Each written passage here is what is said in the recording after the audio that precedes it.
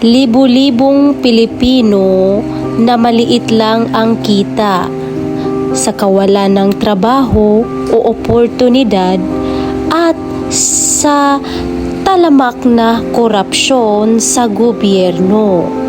Ito ang pinakamabigat sa lahat, ang korupsyon.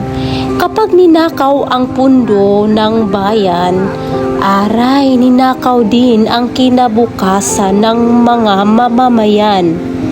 Bilyon ang budget sa mga tulay at kalsada, sa papel tapos na, pero sa aktwal sira pa rin ang daan.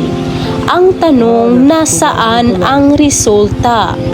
Kapag palpak ang proyekto, traffic ang dulot, aksidente ang kapalit at dagdag gasto sa mga mamamayan.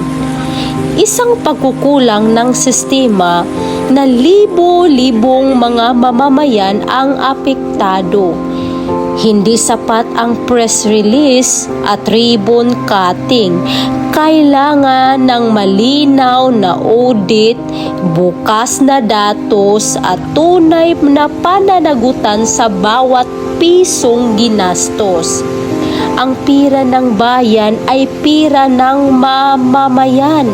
May karapatan tayong magtanong, maningil ng sagot at humingi ng aksyon.